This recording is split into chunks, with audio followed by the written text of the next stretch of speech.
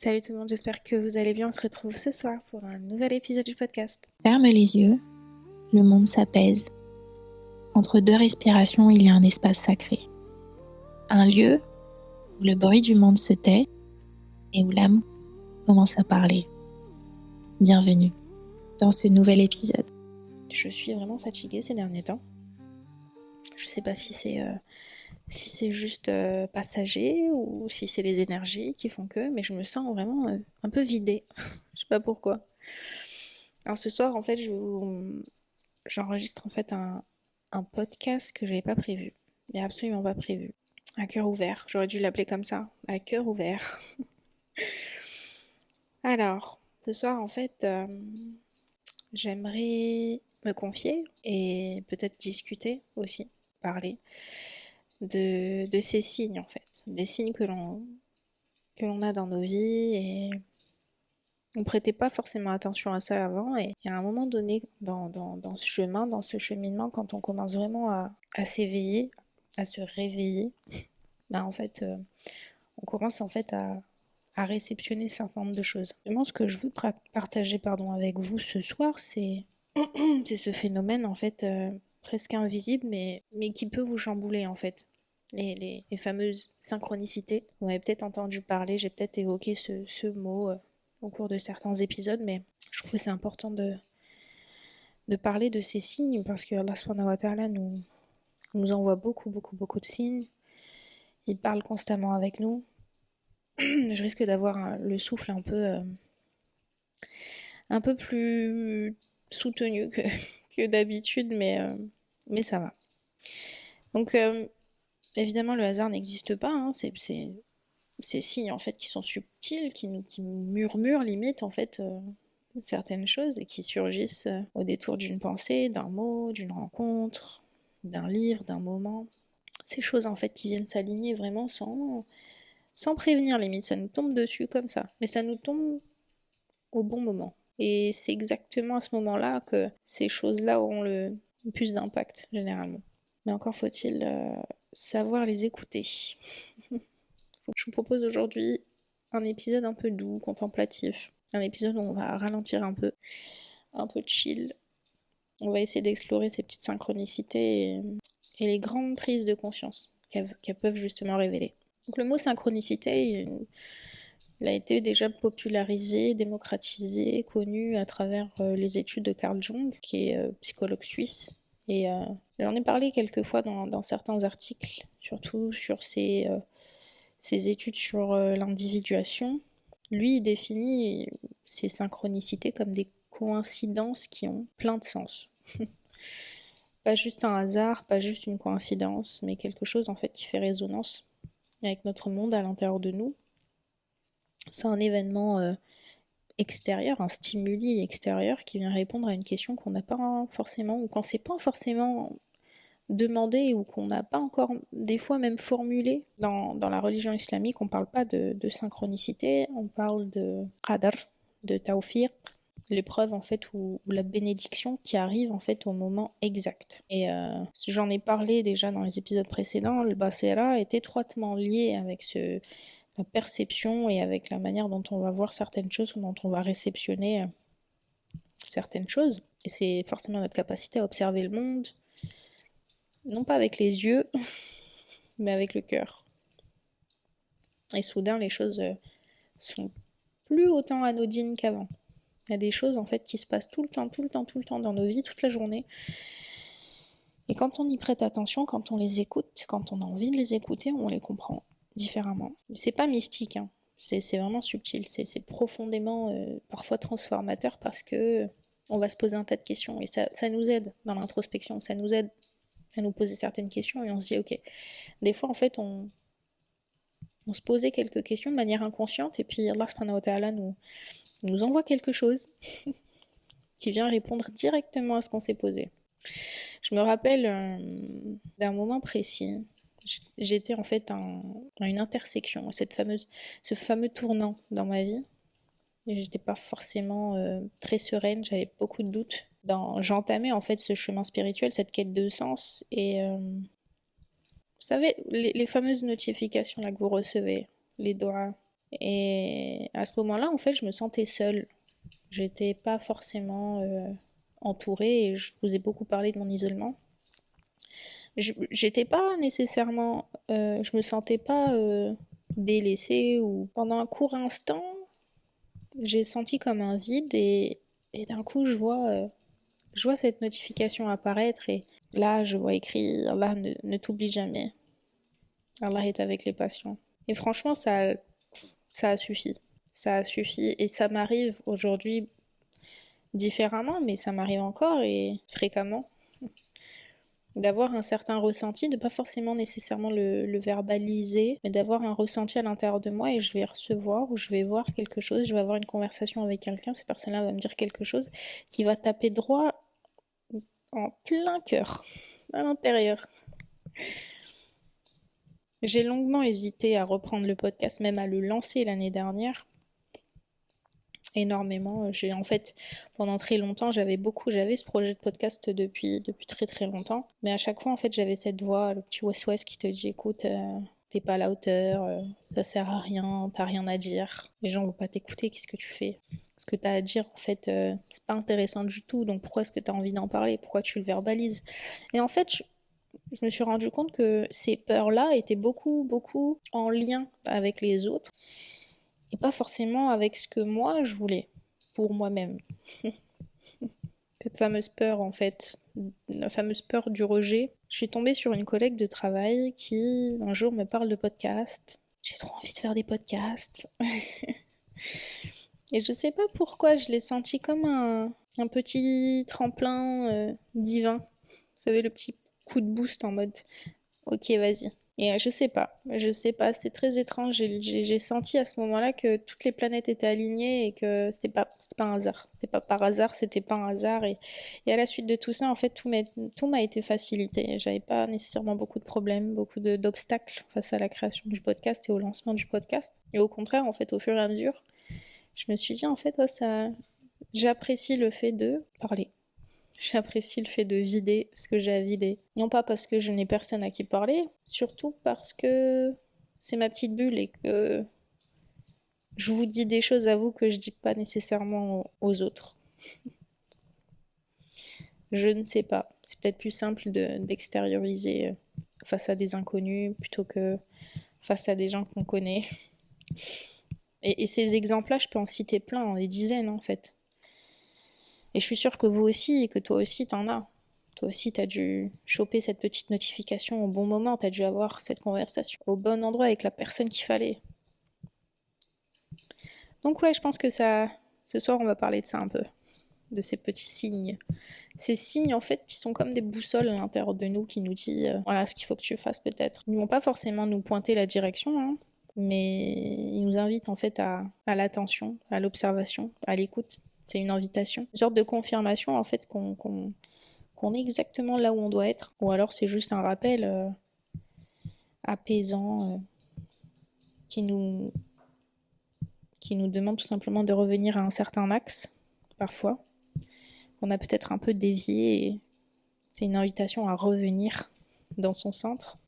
Donc souvent, en fait, elles surgissent comme quand quand on est attentif, quand on est vulnérable, quand on est ouvert, quand on est réceptif, quand on cherche en fait avec beaucoup de sincérité, parce qu'Allah sait ce qu'il y a dans les cœurs. Et quand il sait que c'est bon, t'as entamé ce chemin, il répond. Et il est toujours là.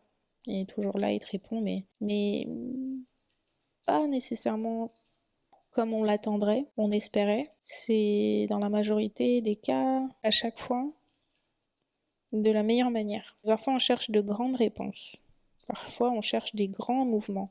Parfois, on cherche des avant, après spectaculaires. Mais je sais pas, des fois, c'est des petits détails de rien du tout. Des petits détails presque invisibles, inaperçus, insoupçonnés. Une petite phrase dans un livre qu'on va voir qui vient tout éclairer, qui vient tout changer. Parfois, je vous ai dit, des fois, il suffit d'un petit déclic pour... il suffit vraiment d'un petit déclic, une phrase, une coïncidence, entre guillemets. Bien sûr que ça n'existe pas, mais un regard qui change. Ce changement de perspective, il est important quand on a envie d'avancer, quand on a envie d'évoluer. Je pense que c'est important d'être dans ce point zéro à un moment donné. Dans ce point où on a enlevé tout ce qu'on avait à enlever, toutes les couches superficielles, tout ce ménage en fait à l'intérieur, on enlève tout. Et on arrive à ce point zéro qui nous permet en fait de traiter l'information maintenant avec un regard complètement neutre, complètement nouveau. Et forcément, ça nous permet je trouve, de faire la part des choses. Parce que parfois, quand on a la tête dans le guidon, quand on est trop influencé par l'environnement, quand on a encore ces blessures, qu'on n'a pas fait ce travail, etc., on est souvent influencé. On est souvent pris dans la vague. On est submergé dans ce déluge. Et ces synchronicités, en fait, elles viennent nous dire que on n'est pas perdu, au contraire, mais qu'il y a un itinéraire en fait à commencer et c'est pas nécessairement quelque chose qu'on force, ça vient naturellement, c'est quelque chose qu'on vient affiner au fur et à mesure, au fur et à mesure. Je trouve que c'est important de noter ces petits signes, même les plus petits, les tout petits détails en fait. Et très souvent, quand vraiment ils t'ont impacté, généralement, tu les as dans la tête. C'est impossible d'oublier quand ces choses-là ou que ces personnes-là t'ont dit certaines choses, c'est enregistré.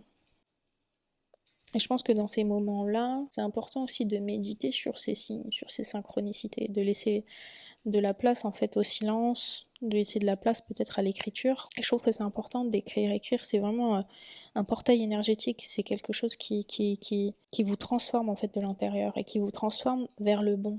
Allah subhanahu wa ta'ala, la première chose qu'il a créé avant même la terre et les cieux, c'est le kalam, c'est la plume. C'est dire à quel point l'écriture est super importante. Je pense, elle est créatrice. Donc, si vous avez besoin d'écrire, faites-le. Si vous avez jamais écrit, commencez.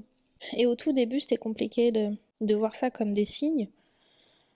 J'ai tendance à raisonner parfois et à me dire, c'est ton cerveau qui te joue des tours.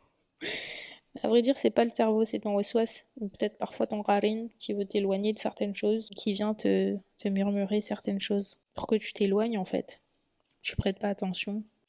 Parce que parfois c'est justement là que la vérité se glisse. Ce que je retiens en fait de ces signes, de ces petites coïncidences qu'on a dans la vie, c'est que la majorité du temps, celles en tout cas qui viennent d'Allah Azzawajal, je vous parle des signes qui viennent vraiment d'Allah subhanahu, c'est toujours des signes qui vont vous ramener à lui.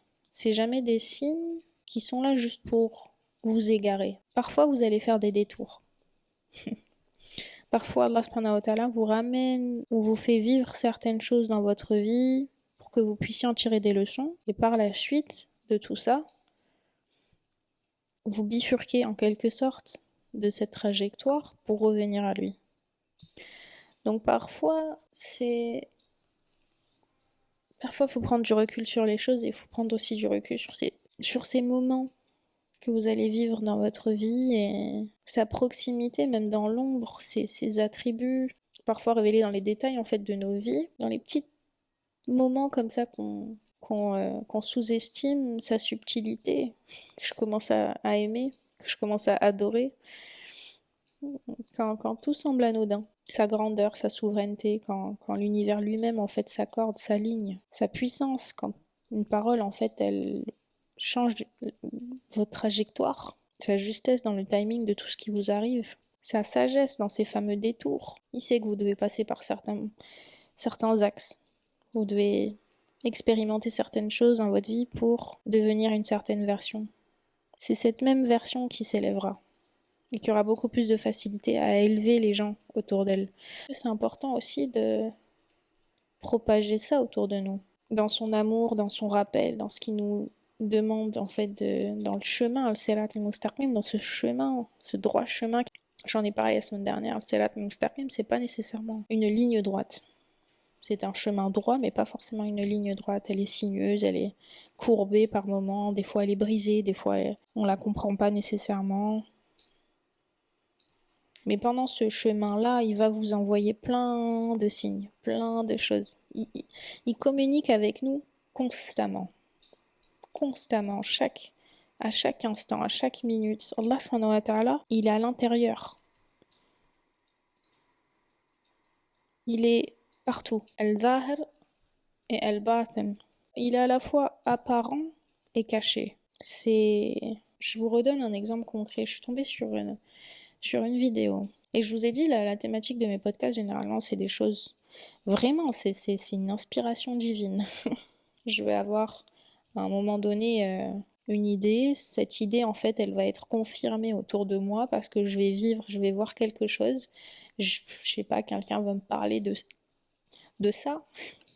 Et, et ça fait quand même quoi, 2 mois maintenant? 2 mois et demi que j'ai repris le podcast. Ça fait 2 mois et demi que ces épisodes, en fait, me sont inspirés au fur et à mesure. J'ai orienté, en fait, la thématique sur ma spiritualité, sur ma religiosité, sur ma pratique, sur cette quête, en fait, de sens de moi-même, mais surtout d'Allah Azzawajal.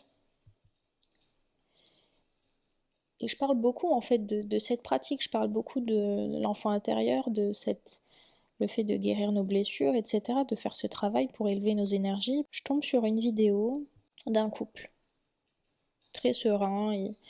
Ils sont posés comme ça et ils racontent un petit peu leur expérience.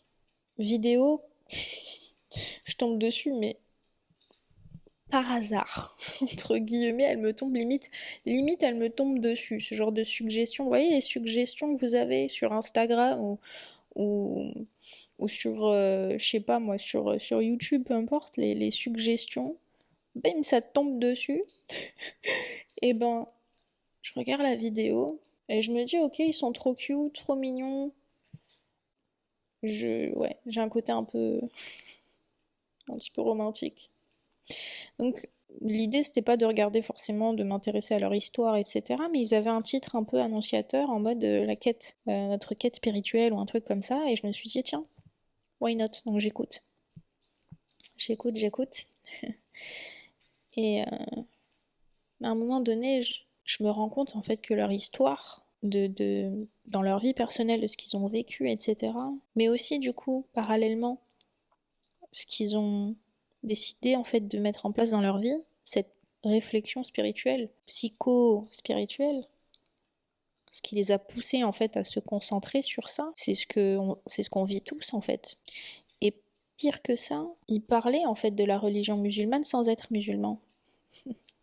Tout ce qu'ils disaient de A à Z, absolument tout ce qu'ils étaient en train d'expliquer, je le retrouvais en fait dans ce que j'ai dit dans mes podcasts. Je retrouvais au moindre détail en fait ce que j'ai forcément nécessairement écrit dans mes articles. Puis je me dis mais bon sang, Khadija ils sont pas musulmans et pour autant et pour autant. Et là j'ai eu en fait une espèce de révélation où je me suis dit subhanallah en fait cette quête spirituelle elle est universelle. Elle n'est pas réservée qu'aux musulmans. La religion musulmane n'est pas réservée qu'aux musulmans. Elle est complètement universelle. Et on la retrouve chez les gens qui ont débuté, qui ont compris certaines choses, qui ont entamé ce chemin. J'ai trouvé ça absolument magnifique. Je me suis dit, tiens, ça te permet, toi, en fait, d'un point de vue personnel et dans tes enregistrements et dans ce que tu vas dire, d'être beaucoup plus ouverte aux gens. Parce qu'en réalité, je vais vous dire une chose. Qu'on soit musulman ou pas, quand on est sensibilisé, en fait, à travers certaines énergies, quand on commence à voir certaines choses, quand on commence à enregistrer certaines choses, à acquérir une certaine sagesse, à la fin, en fait, le but, l'objectif, c'est exactement le même. On veut tous, absolument tous, se rapprocher de notre Créateur. On veut tous, à un moment ou à un autre dans notre vie, atteindre la paix, atteindre la tranquillité, la sérénité. C'est évident, c'est une évidence. Et peut-être que c'est une façon pour le Créateur de me dire, entame ce chemin, ouvre ton esprit, ouvre tes horizons, fais en sorte en fait de démocratiser cette religion, de leur montrer en fait que c'est une religion de paix, mais qu'au final la substance, c'est exactement ce qu'ils recherchent. La substance de cette religion, le contenu, la morale, la sagesse, ce qu'on en retient, c'est exactement ce que tout être humain vivant, doté d'une raison, doté d'un certain recul, qui est un minimum réceptif, souhaite au fond de lui. On veut tous revenir au Créateur. Et c'est fou la société dans laquelle on vit aujourd'hui, là où des non-musulmans, voilà, c'est l'Eden. Donc là, vous allez écouter le Eden, je pense.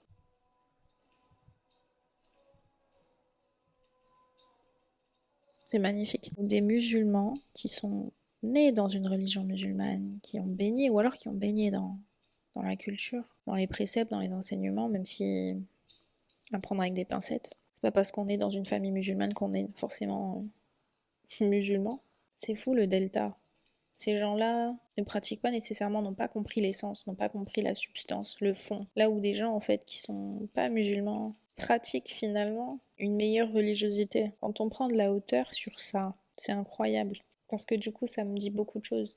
J'ai envie de montrer aux musulmans et aux non-musulmans, ou à des musulmans qui sont pas pratiquants, ou aux pratiquants qui pratiquent mécaniquement, ce que c'est que l'islam réel, ce que c'est que le fond de cette religion. Parce qu'en vrai, cette communauté a tendance à compliquer les choses, a tendance à mystifier les choses, a tendance à mettre des interdits partout, a tendance à restreindre certaines paroles, certaines pensées. Et quand on s'intéresse pas un minimum par nous-mêmes, quand on raisonne pas un minimum par nous-mêmes, on se laisse emporter et on suit quelque chose aveuglément qu'on ne comprend pas réellement. C'est pas blâmable non plus parce que je pense que chacun a un certain timing. Moi, la première, j'ai manqué d'authenticité dans ma vie pendant très longtemps. C'est une réalisation que j'ai faite très récemment. Avec une amie, on en parlait hier soir et ouais, j'ai manqué de vérité. Pas parce que je voulais manquer de vérité, pas parce que c'était fait de manière intentionnelle et sournoise, c'est parce que pendant longtemps, en fait, je n'étais pas dans ma vérité. J'étais pas dans mon authenticité à moi. Je comprenais pas réellement la personne que j'étais. J'avais trop de couches superficielles. Je me suis donné une espèce de pseudo-personnalité pour plaire aux gens, pour faire plaisir aux gens, pour les brosser dans le sens du poil, avant même de plaire à mon créateur, satisfaire mon créateur. Donc oui, c'est pas quelque chose qu'on doit blâmer chez les autres, mais j'ai vraiment envie de éveiller les consciences à travers ce que je dis. Pas parce que j'ai un ego surdimensionné, pas parce que j'ai envie de visibilité, pas parce que j'ai envie de me donner une certaine image. Au début, c'était ça en plus. Au début, j'ai repris ce podcast parce que j'avais besoin de parler, d'extérioriser. J'avais besoin de faire ça pour moi. Et ça m'a énormément aidé. Tellement aidé. De verbaliser, de m'entendre, d'entendre ma voix, d'entendre cette voix résonner à l'intérieur de moi, le centre énergétique de la gorge, Moussa, alayhi salam. Ça, c'est puissant. Ça, c'est une vraie thérapie parce que je sais que je me rapproche de mon créateur. Et là, en fait, je me rends compte que, à travers la vidéo, à travers même cet instant-là, je décide de parler de certains signes, étrangement. Cette vidéo que j'ai vue de ce couple, cette réorientation qu'ils ont eue, cette pratique non pratiquante, mais qui est quand même, qui a énormément de substance, tout ça, en fait, m'indique que, ouais, peut-être que c'est pas un hasard. Et certainement que c'est pas un hasard. C'est pas fait de manière anodine. J'ai envie d'être moi-même. J'ai envie d'être celle que je suis. Et dire ce que j'ai envie de dire, et peu importe les conséquences. Bon, évidemment, avec beaucoup, beaucoup de sagesse, beaucoup de recul, dans le sens où j'ai plus peur de dire ce que j'ai envie de dire. Et quelque part, il y a peut-être un message, un signe, une synchronicité dans ce que vous êtes en train d'écouter ou dans cet épisode que vous avez écouté ce soir. Peut-être qu'il y a des choses que vous devez faire. Peut-être devriez-vous écrire. C'est fou, je sais pas si ça vous est déjà arrivé de penser à quelqu'un. Vous pensez à quelqu'un et d'un coup cette personne vous appelle, vous envoie un message. Et je sais pas pourquoi je viens de dire ça. Peut-être allez-vous recevoir un message ce soir. Peut-être allez-vous recevoir une manifestation ce soir. Peut-être allez-vous recevoir un signe, une synchronicité de la part d'Allah Azzawajal. Je sais pas, rien n'est dû au hasard. Donc ouais, je trouve que c'est cool d'avoir ce discours un peu universel pour essayer de toucher les gens en fait qui sont pas nécessairement dans la religion musulmane mais qui pratiquent, qui ont cet élan, qui ont cette envie de rejoindre leur créateur, de le connaître, qui ont envie de connaître les énergies, qui ont envie de savoir ce qui se passe réellement derrière le rideau. C'est une thématique qui me tient énormément à cœur parce que dans ma propre famille, j'ai des gens qui dans mon socle, j'ai des gens qui ne pratiquent pas nécessairement et ça me peine beaucoup. Pendant longtemps, ça m'a beaucoup pesé. Inch'Allah, bi'idhnillah, si cette personne-là, très précieuse à mes yeux, m'écoute, je l'invite. Et j'espère qu'Allah Azzawajal l'invitera également. J'espère qu'Allah subhanahu wa ta'ala va guider ses pas. Je pense que je vais m'arrêter là ce soir. C'était un épisode un peu chill, un peu sympa, authentique. Et restez authentique aussi. Restez dans votre vérité. Restez réceptif de ces signes. Si vous voyez des choses, si vous entendez des choses, restez dans la réception.